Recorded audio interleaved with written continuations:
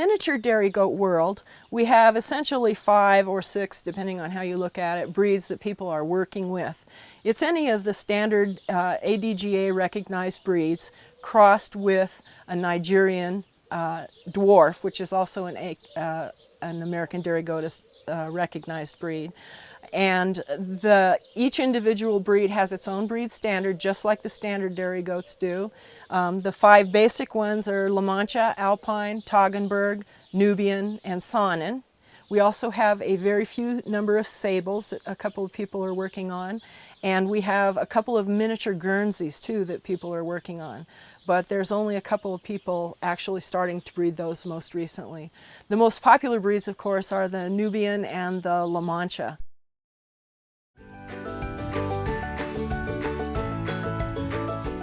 In most cases, the breed standards for the miniature goats are very, very similar to those standards that are used by standard goat registries.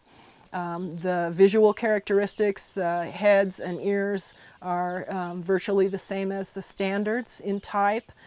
We do encourage the retention of the Nigerian characteristics. That was one of the reasons that Nigerians were chosen to help develop these breeds, such as being multiparous, breeding out of season, and the higher butterfat that they contribute to the miniature goats.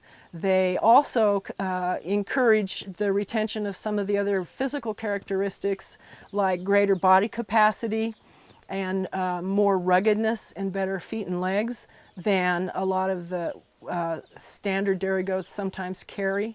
So we don't consider them we don't consider the miniature dairy goats to be replicas of standard dairy goats in every way. We consider them to be a smaller version of dairy goat which has those characteristics of the parent breeds, both of them including the Nigerian.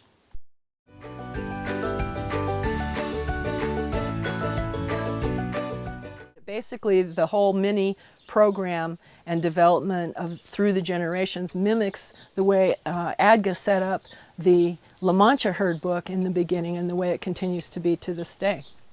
In the miniature goats, it's basically the same process. First 2 generations are in the experimental herd book. The 3rd and 4th and 5th generation are what we consider to be Americans. And are registered in an American herd book.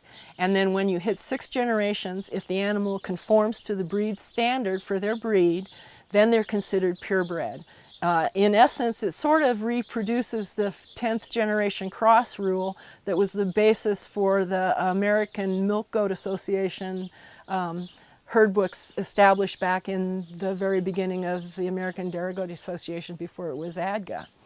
It's a very similar process, and we feel by the time we get to 9 or 10 generations that breed true with breed character that's consistent and obvious, they are our equivalent of purebred for that breed, for whichever breed it happens to be, Toggenburg or LaMancha.